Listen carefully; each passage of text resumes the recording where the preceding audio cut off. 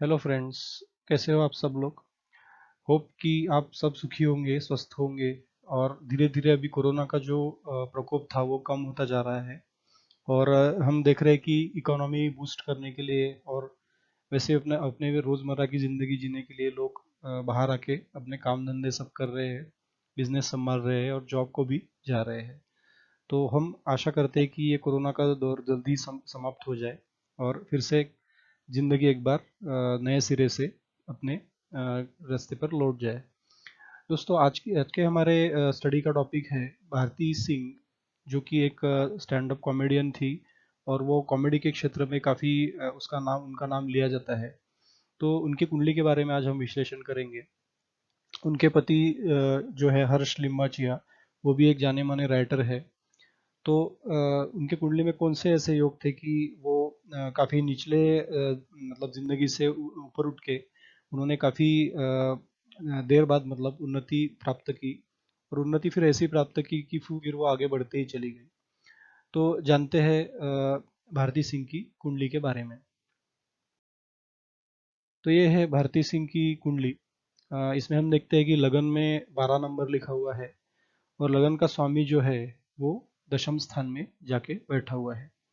तो दशम स्थान में जो गुरु बैठा हुआ है लगन का स्वामी, वो एक प्रकार से धनु राशि में अपने स्ट्रांग होके बैठा हुआ है। और वो काफ़ी अच्छा कुंडली के लिए राजयोग बना रहा है। हंस नाम का राजयोग गुरु बना रहा है। जब कभी वो केंद्र में रहता है, केंद्र के स्थानों को वो रिप्रेजेंट करता है और वो अपने ही राशि में स्थित होता है, तो एक प्रकार से केंद्र में वो पॉजिटिविटी पैदा कर देता है और हंस नाम का राजयोग वो बना देता है।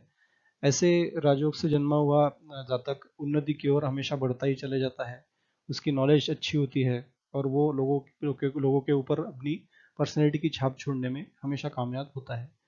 तो भारती सिंह की जो महादशा थी, जब उनका जन्म हुआ था 3 जुलाई 1984 को अमृतसर में, तो काफ़ी उनकी ज़िंदगी में प्रॉब्लम्स थे। उनके पिताजी 2 साल की उम्र में ही वो चल बसे जब भारती सिंह 2 साल की थी। और वो केतु की महादशा में काफ़ी तकलीफें 4 साल जो शुरू के 84 से 88 तक उनको भोगने को मिली। तो इस प्रकार से स्ट्रगल करते हुए वो आगे बढ़ी। बाद में शुक्र की महादशा आती है 1988 से 2008 तक, जैसे कि हम यहाँ पे भी देख पा रहे हैं। शुरू की केतु की महादशा 4 साल और बाद में फिर 20 साल की शुक्र की महादशा। तो शुक्र अपने सुख स्थान में बैठा हुआ है। तो यहाँ पे माता का सुख तो वो दे रहा है, लेकिन साथ ही साथ में वो शत्रु के राशि में है, मतलब बुध के राशि में है। तो कहीं ना कहीं कठिनाइयाँ भी दे रहा है, उनको स्ट्रगल दे रहा है। तो इस प्रकार से जो बाधाओं को आगे पार करते हुए, क्योंकि शुक्र एक शुभ ग्रह है तो उनको बाधाओं से बाहर भी निकालता है। तो इस प्रकार से धीरे धीरे स्ट्रगल करते हुए 2008 आ जाता है। और 2008 में 8 से मतलब वो उनका भाग्योदय हो जाता है, क्योंकि सूर्य की महादशा उनकी चलती है और उनका सूर्य बहुत पॉजिटिव है। ये सूर्य हम देखते हैं, ये चतुर्थ स्थान में, सुख स्थान में, अपने मित्र की राशि में, अपने मित्र के साथ बुध बुध के साथ में वो बैठा हुआ है। और क्योंकि मिथुन ये सूर्य की मतलब मित्र की राशि है, सूर्य के बुध की राशि है, तो वो काफ़ी अच्छा परिणाम इस हाउस से रिलेटेड देगा। और वो कर्म स्थान पे सप्तम दृष्टि डालेगा तो कर्मों को वो उसके करियर को काफ़ी शाइन करा के उसको प्रगति देगा। तो 2008 से ही हम देखते हैं कि काफ़ी सारे जो शोज़ है, जैसे कि ग्रेट इंडियन लॉफ्टर चैलेंज में इन्होंने सेकंड रनर अप का पद प्राप्त किया था भारती सिंह ने। तो इनके लिए काफ़ी अच्छी अचीवमेंट थी। उन्होंने स्टैंड अप कॉमेडियन लाली करके एक अभिनय था, मतलब एक पात्र था, उसका अभिनय उन्होंने काफ़ी बेखूबी से निभाया था लॉफ्टर चैलेंज में। और उसके वजह से उनको सेकंड रनर अप का खिताब प्राप्त हुआ था। तो ये इस प्रकार से 2007-2008 से उन्होंने धीरे धीरे आगे बढ़ना शुरू किया। और फिर वो काफ़ी सारे शोज में आई, जैसे कि झलक दिखला जा, नच बलिए, फियर फैक्टर, खतरों के खिलाड़ी। ऐसे एक से एक आगे बढ़ के उन्होंने उन्होंने शो किए। कहीं वो खुद पार्टिसिपेट करती थी तो कहीं वो होस्ट भी थी। और दिसंबर 2019 में वो खतरा खतरा खतरा करके एक शो था, जो कि उनके हस्बैंड ने रखा था, हर्ष लिम्बाचिया ने। तो उसमें वो अपीयर हुई थी। तो इस प्रकार से काफ़ी सारे जो रियलिटी शोज है, कॉमेडी शोज है, इसमें उन्होंने बढ़ चढ़ के हिस्सा लिया। और इंडियाज गॉट टैलेंट में भी हमने उनको देखा था। इस प्रकार से उन्होंने होस्टिंग भी उसमें की थी। तो एक मल्टी डायनामिक पर्सनैलिटी उनकी जो उभर के आई थी, तो वो ये कहीं ना कहीं उसका सूर्य कारक है, सूर्य की महादशा उसका कारक है। 2008 से लेकर 2014 तक इन्होंने काफ़ी अच्छी अपनी प्रगति की और काफ़ी वो ऊपर उठी। उसके बाद कुंडली में अगर हम चंद्रमा देखते हैं तो चंद्रमा षष्ठ हाउस में जाके बैठा हुआ है, और क्योंकि वो पंचम स्थान का स्वामी होकर षष्ठ स्थान में बैठा हुआ है, इसलिए कहीं ना कहीं वो जो नशीली चीज़ें होती है या फिर जो एक प्रकार से शत्रुओं के मतलब शत्रुओं को फेवरिज्म या फिर शत्रुओं से भय देना देना और कहीं ना कहीं वो माइंड को खराब करना, क्योंकि चंद्र माइंड का कारक है, तो शत्रु भय और माइंड को खराब करने के योग और कहीं ना कहीं नशीली पदार्थों का सेवन, इस प्रकार से ये चंद्रमा करा सकता है। तो इस प्रकार के चंद्रमा की महादशा इनकी शुरू हुई थी 2014 में, और अभी वो 2024 तक वो जारी है। तो चंद्रमा की महादशा इनको कहीं ना कहीं एक प्रकार से मेंटल टेंशन, स्ट्रेस, शत्रु भय और छोटी मोटी बीमारियां जरूर देगी और कहीं ना कहीं माइंड को खराब करेगी, जिसके कारण निगेटिव चीज़ों की तरफ इनका आकर्षण या ध्यान बढ़ेगा। तो रिसेंटली हम देख रहे हैं कि जो अभी कुछ दिनों पहले, हालांकि 2-3-4 दिनों पहले की बात है कि भारती सिंह को मतलब जो एनसीबी है उनको और उनके जो पति है हर्ष, तो दोनों को भी एनसीबी ने आरोप लगाया कि इनके मतलब इनके घर पे जो चरस है वो 86 ग्राम इनके घर पे पाया गया है। हालांकि ये क्वांटिटी इतनी ज़्यादा नहीं है, लेकिन कहीं ना कहीं वो ये चीज़ों का सेवन करना, ये चीज़ें घर पे रखना, ये एक कानूनियन अपराधी होता है। तो एनसीबी ने इनकी कस्टोडियल इंटोग्रेशन के लिए इनकी कस्टडी की मांग की थी, जो कि इनको अभी रीज़न भी पूछा गया है रिसेंटली। जो कोर्ट है इनका, तो उससे इनको रीज़न पूछा गया है कि आपकी बेल क्यों मंजूर की जानी चाहिए। तो उसके सबूत भी इनको अभी, उसके रीजंस भी इनको देने हैं कि इनकी बेल क्यों मंजूर की जानी चाहिए। हालांकि एनसीबी ने इनकी बेल कैंसिल करने के लिए कोर्ट को बोला है, लेकिन अभी कोई डिसीजन इस पे आया नहीं है। तो देखते हैं क्या होता है, लेकिन कहीं ना कहीं इस चंद्र ने इनको बदनामी देने के योग इसमें बना दिए है, और माइंड को खराब करने का ये चंद्र षष्ठ स्थान में बैठकर काम कर रहा है। और कहीं ना कहीं ये गुप्त शत्रु भी देता है, इनके शत्रु भी रहेंगे जो कहीं ना कहीं इनको क्षति पहुंचाएंगे। तो चंद्रमा की महादशा इनके लिए इतनी अच्छी नहीं रहेगी। अब देखते हैं कि राहु की क्या पोजीशन है। राहु तृतीय स्थान में जाके बैठा हुआ है और वो अपने शुक्र यानी मित्र की राशि में बैठा हुआ है। तो राहु की दशा इनके लिए अच्छी जाएगी, जो 2031 से स्टार्ट होगी आप मंगल के बाद में। और राहु इनके लिए काफी अच्छा काम करेगा, क्योंकि राहु अपने मित्र की राशि में उच्च का होकर बैठा हुआ है, इनका पराक्रम बढ़ाएगा। तो हमने देखा है कि ये बोलने में मतलब काफी कॉन्फिडेंस इनका दिखता है, और हास्य मजाक में भी कहीं ना कहीं एक प्रकार से राहु कम्युनिकेशन का भी माध्यम है। तो इनके जो बोलने की स्टाइल है उसको हजर जवाबी बनाता है, कहीं ना कहीं कॉमेडी स्टाइल का वो बनाता है। तो राहु इनको काफी होशियार बना रहा है, उनके शत्रुओं के ऊपर हावी बना रहा है, क्योंकि वो तृतीय स्थान में बैठा हुआ है, और कहीं ना कहीं इनके पर्सनैलिटी में एक प्रकार से चमक भी ला रहा है। और इनका जो कॉमेडियन करियर है, कॉमेडियन कैरेक्टर है, उसको हम इस प्रकार से देखेंगे कि बुध जो है, जो बुद्धि का कारक है, वो खुद के राशि में बैठा हुआ है, और ये पति के स्थान का स्वामी भी वहाँ पे है। तो इनके पति भी एक जाने माने लेखक है, एक एंकर भी है। तो एक प्रकार से पति का भी अच्छा होना, सुख स्थान में जाके बैठना, ये एक प्रकार से इंसान के पर्सनैलिटी में चमक ला देता है। इंसान के पर्सनैलिटी में बोलने की अद्भुत कला इनके पर्सनैलिटी में होगी। तो ये राहु और बुध दोनों अच्छे होने की वजह से इंटेलिजेंस और काफ़ी हजार जवाबी नेचर ऐसा हमको इसमें दिखता है। और वह साथ ही साथ शुक्र के साथ में बैठा हुआ है। तो शुक्र जो है ये खुद ही भावनाओं का कारक है, तो एक प्रकार से कॉमेडी भाषा बोलना, क्योंकि बुध है ये वाणी का कारक है और शुक्र उसके साथ में है। तो वाणी को कॉमेडी स्टाइल का बनाना, इमोशनल स्टाइल का बनाना, और लोगों के मतलब दिलों पर इमोशनली राज करना, ये कहीं ना कहीं शुक्र और बुध की युति इसमें इनकी काम कर रही है। बुध से बुद्धि और शुक्र से हास्य विनोद, इस प्रकार की चीजें। तो ये हास्य विनोद के करियर में ये हमेशा आगे बढ़े, मतलब आगे रहेंगी और उसमें वो उन्नति भी प्राप्त करती रहेगी। तो इससे हमने जाना कि इन्होंने हास्य विनोद के करियर में किस तरह से पैर रखा था, और क्योंकि वो जिस चीज में पैर रखेगी उनका करियर हमेशा निखरेगा ही।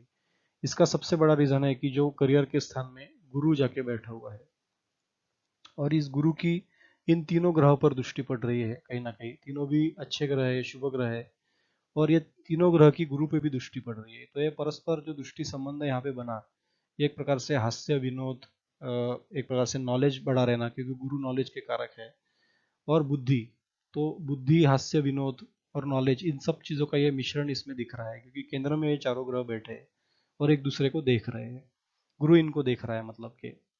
तो इस प्रकार से इन्होंने मतलब इससे इनके करियर में काफ़ी अच्छे पैसे कमाने के योग जरूर बनेंगे, और इनका कार्य क्षेत्र भी इन्हीं चीज़ों से जुड़ा रहेगा।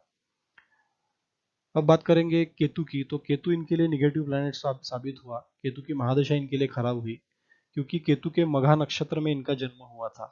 तो ये मघा नक्षत्र गंडमूल नक्षत्र इसको कहते हैं।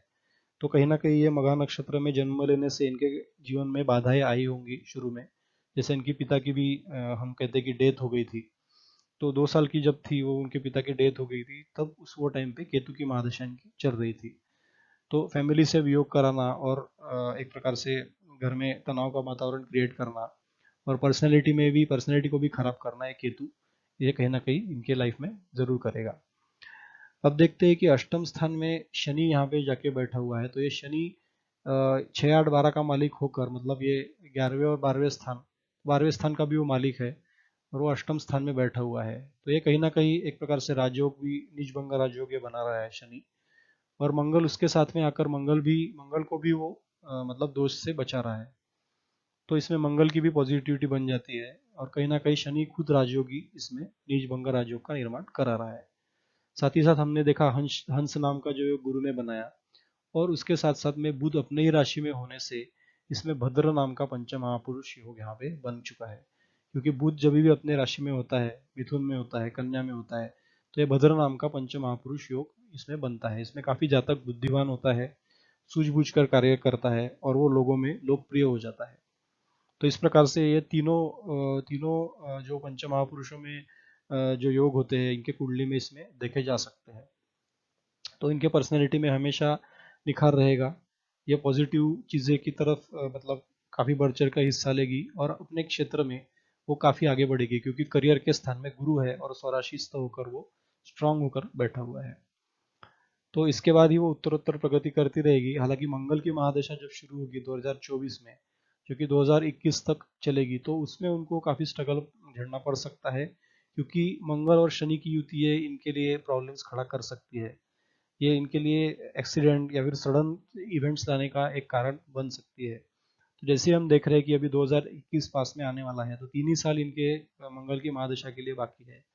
तो कहीं ना कहीं ये संकेत शुरू से मिल जाते हैं कि आगे जाके दशा इनकी कैसी होगी। तो इस प्रकार से ये ड्रग्स के एंगल में फंस जाना, या फिर ड्रग्स के एंगल में कहीं ना कहीं इनका नाम आना, एक प्रकार से कलंक या बदनामी देने वाला योग इसमें चंद्र क्रिएट कर रहा है। और आगे जाके मंगल की महादशा में भी इनको काफ़ी सचेत रहना पड़ेगा, क्योंकि इसमें इनको नुकसान भी हो सकता है, क्योंकि शनि के साथ मंगल अष्टम स्थान में बैठा हुआ है, जो काफ़ी मतलब इनके जीवन को तनावग्रस्त बनाता है, जीवन में एक्सीडेंट के भी योग लाता है, जीवन में ऐसी स्थितियां पैदा करता है कि शायद इनको, इनका करियर फिर कहीं ना एक स्टेज पे आकर इनका करियर को अलविदा भी कह सकते हैं।